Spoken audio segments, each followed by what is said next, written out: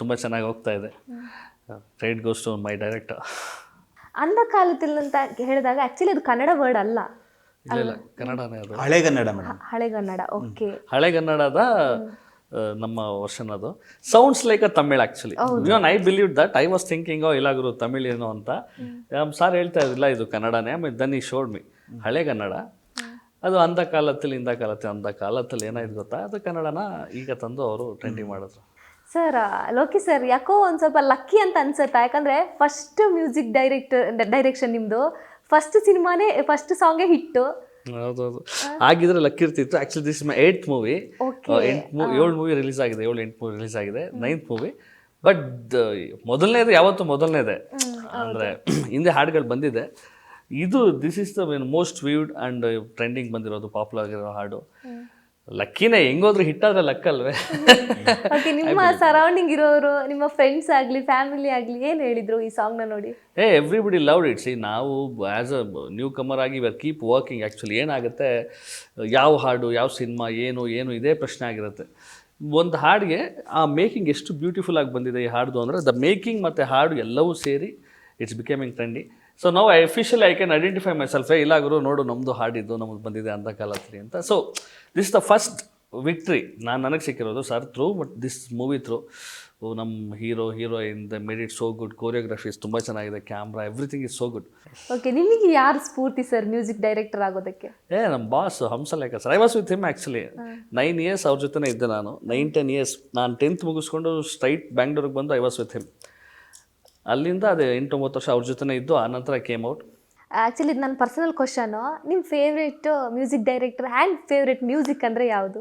ಅದು ನನಗೂ ಒಂದು ಕ್ಯೂರಿಯಾಸಿಟಿ ಇರುತ್ತೆ, ಇವ್ರದ್ದು ಏನಿರ್ಬೋದು ಫೇವ್ರೇಟ್ ಸಾಂಗ್ ಅಂತ. ಹೂವು ಚೆಲುವೆಲ್ಲ ತಂದೆಂದಿತು, ಹೆಣ್ಣು ಹೂವ ಮುಡಿದು ಚೆಲುವೆ. ಆ ಐಡಿಯಾ, ಅಯ್ಯೋ ಆ ರೀತಿ ಕತೆ ಹೇಳುವಂಥ ಹಾಡುಗಳು, ಆ ಹಾಡು ತುಂಬ ಇಷ್ಟ, ಕೇಳ್ತೀವಿ ಆಗಾಗ. ಕಂಪೋಸಿಷನ್. ಇವಾಗ ನಮ್ಮ ಕನ್ನಡ ಇಂಡಸ್ಟ್ರಿಗೆ ಹೊಸ ಮ್ಯೂಸಿಕ್ ಡೈರೆಕ್ಟರ್ ಎಂಟ್ರಿ ಕೊಟ್ಟಿದ್ದಾರೆ. Please take me. ಈ ಹಿಂದೆ ಕೂಡ ಒಂದಷ್ಟು ಸಾಂಗ್ನ ಮಾಡಿದ್ದೀರಾ. ಸೊ ಆ ಸಾಂಗ್ಗಳಿಗಿಂತ ಈ ಸಾಂಗ್ ಎಷ್ಟು ಸ್ಪೆಷಲ್ ಅನಿಸ್ತಾ ಇದೆ ನಿಮಗೆ? That's what I don't know. ನಾನು ಅಫಿಷಿಯಲ್ ಐಸೆ ಒಂದು ಒಳ್ಳೆ ಡೈರೆಕ್ಟರ್ ಸಿಕ್ಕರೇ ಇನ್ ದ ಹೋಲ್ ಮೂವಿ. ಡೈರೆಕ್ಟ್ರಿಂದನೇ ಎಲ್ಲವೂ ಕೂಡ ಒಳ್ಳೆ ಮೇಕಿಂಗಿಂದ ಈ ಹಾಡು ಮುಂದೆ ಬಂದಿದ್ದು. ನಾನು ಸಾರ್ಗೆ ಹೇಳಿದ್ದೀನಿ, I done this kind of songs before also. ಈ ಹಾಡಿನ ಸ್ಪೆಷಾಲಿಟಿನೇ ಅದು. ತುಂಬ ಚೆನ್ನಾಗಿ ತೋರಿಸಿದ್ರು, ತುಂಬ ಕಣ್ಣಿಗೆ ವಾವ್ ಅನ್ನೋ ಥರ ಇತ್ತು. ಅದ್ರ ಜೊತೆಗೆ ನಿಮ್ಗೆ ಹಾಡು ಸೇರಿದಾಗಲೇ ವಾವ್ ಆಗೋದಿಲ್ಲ, ನೀವು ಎಷ್ಟೇ ಚೆನ್ನಾಗಿ ಹಾಡು ಮಾಡಿ. ಮೇಕಿಂಗಲ್ಲಿ ಈಗ ಇರೋ ಜನ ತುಂಬ ಟೆಕ್ನಿಕಲಿ ಸ್ಟ್ರಾಂಗು. ನೀವು ಸುಮ್ಮನೆ ಅಲ್ಲಿ ಏನೋ ಒಂದು ಪಕ್ಷಿ ಯಾರಾದರೂ ಅಲ್ಲಿ ಆರ್ತಾ ಇದೆ ಅಂದ್ಬಿಡ್ತಾರೆ. ನಿಮ್ಮ ಮ್ಯೂಸಿಕ್ಗೆ ವಿಜಯ್ ಪ್ರಕಾಶ್ ಸರ್ ವಾಯ್ಸೇ ಒಂಥರ ಚೆನ್ನಾಗಿ ಸೂಟ್ ಆಯಿತು ಅನ್ಸುತ್ತೆ. ಫಸ್ಟ್ ಅಪ್ರೋಚ್ ಅವರೇ ಆಗಿದ್ರಾ? ಇಲ್ಲ ಬೇರೆಯವರಿತ್ತು. ಓಕೆ, ಅದು ನಡೀತಾ ಇತ್ತು, ಡಿಸ್ಕಷನ್ ಇತ್ತು. I can tell no before ನಮ್ದು ಬಜೆಟ್ ಐಡಿಯಾಸು ಬೇರೆ ಥರ ಇತ್ತು, ಸ್ವಲ್ಪ ಬೇರೆ ಥರ ಇತ್ತು. ಆಮೇಲೆ ಕೆಲಸ ನಡೀತಾ ಇದ್ದಂಗೆ ಬದಲಾಗ್ತಾ ಹೋಗ್ತು. ಲೈವ್ ಇನ್ಸ್ಟ್ರೂಮೆಂಟ್ ಜಾಸ್ತಿ ಆ್ಯಡ್ ಮಾಡೋಕ್ಕೆ ಬಂತು. ರಿಕ್ವೈರ್ಮೆಂಟ್ ನಾನು ಹೇಳಿದೆ ಸರ್ ಹಿಂಗಿರುತ್ತೆ ಅಂತ. ಆಮೇಲೆ ಎಲ್ಲದಕ್ಕೂ ಆಗ್ತಾ ಬಂತು. ಸೊ ಒಂದು ಫೈನ್ ಡೇ ನಮ್ಮ ಪ್ರೊಡ್ಯೂಸರ್ ಸಾರು ಫುಲ್ ಈ ಲವ್ ದ ಸಾಂಗ್ ಮಾತಾಡ್ತಾ ಇದ್ದಂಗೆ ವಿಜಯ್ ಪ್ರಕಾಶ್ ಸರ್ ಆದರೆ ತುಂಬ ಚೆನ್ನಾಗಿರುತ್ತೆ ಅಂತ. ಆಯಿತು ಆಡಿಸ್ಬಿಡೋಣ ಅಂತ ಸ್ವಲ್ಪ ಇದ್ದಿದ್ದಿತ್ತು.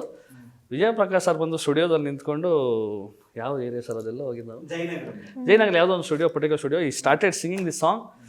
ಅಲ್ಲಿ ಕೂತರು ಎಲ್ಲರಿಗೂ ಪರ್ಫೆಕ್ಟ್ ಅಪ್ಪ, ಇದು ರಿಸಲ್ಟು, ಇದು ನಮಗೆ ಬೇಕಿದ್ದು ಅನ್ನಿಸ್ತು. ಅದು ಸ್ಪೆಷಲ್ ವಾಯ್ಸ್. ಏನು ಕೊಟ್ಟರು ಅವರು ಇನ್ನೂ ಬ್ಯೂಟಿಫುಲ್ ಮಾಡಿಕೊಟ್ಬಿಡ್ತಾರೆ. ಏನು ಹೇಳಿದ್ರು ಸರ್ ಅವರು? ಈ ಲವ್ಡ್ ಇಟ್ ಅಷ್ಟೇ. ತುಂಬ ಇಷ್ಟಪಟ್ಟರು, ಖುಷಿಯಾದರು. ಏನ್ರಿ ಇದು ಅಂತ ಕಾಲದಲ್ಲಿ ಈ ಎಕ್ಸ್ಪ್ರೆಷನ್, ಹೌದಾ ಅಂತೆಲ್ಲ ಮಾತಾಡಿ ಆಮೇಲೆ ಸರ್ ಎಕ್ಸ್ಪ್ಲೈನ್ ಮಾಡಿದ್ರು. ಆ ನಂತರ ಮತ್ತೆ ನಂದು ಇನ್ನೊಂದು ಹಾಡು ರೆಕಾರ್ಡ್ ಮಾಡ್ತಾ ಇರ್ಬೇಕಾದ್ರೆ ನಾವು ಹೋಗಿ ಅವ್ರಿಗೆ ವಿಡಿಯೋ ತೋರಿಸ್ತೋ.